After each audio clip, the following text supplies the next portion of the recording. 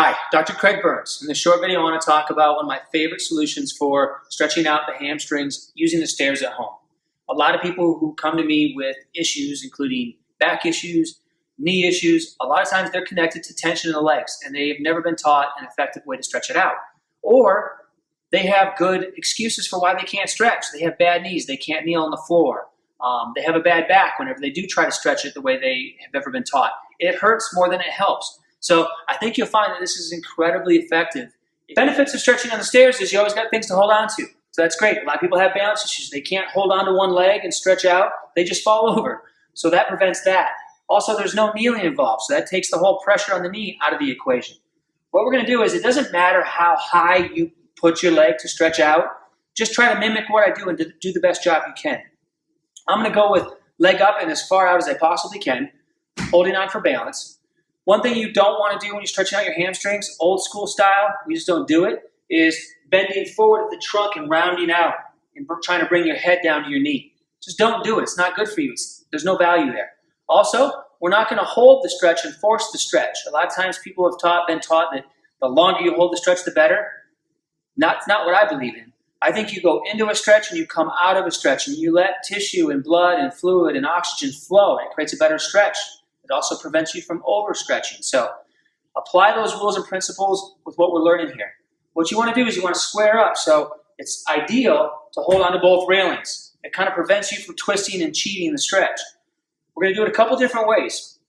First of all, toes pointed forward. What we're going to do is grab on, take a breath, and as you bend forward at the waist, exhale and come back. Don't hold it for any longer than that, only a breath. Always exhaling as you're stretching. We're going to do that about 5 or 10 times with the toe pointed.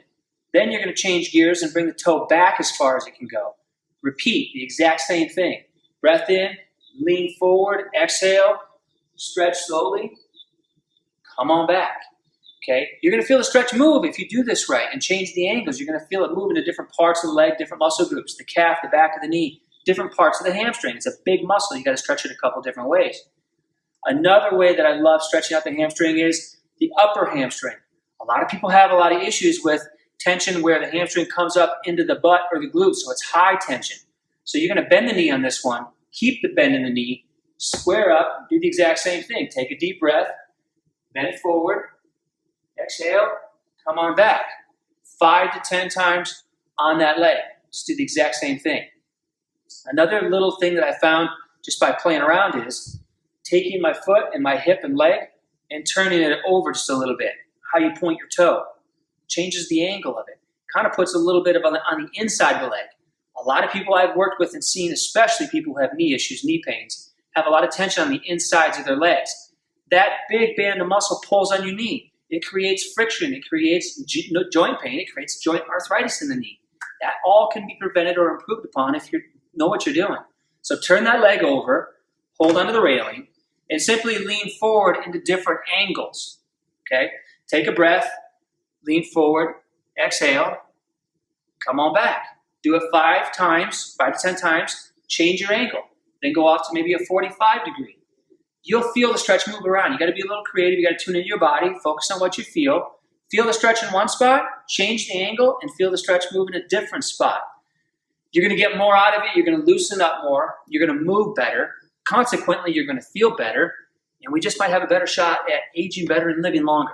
So again, that's why we put together these videos, is to share the knowledge. So pass this on, share this with your family and friends. Enjoy the concept.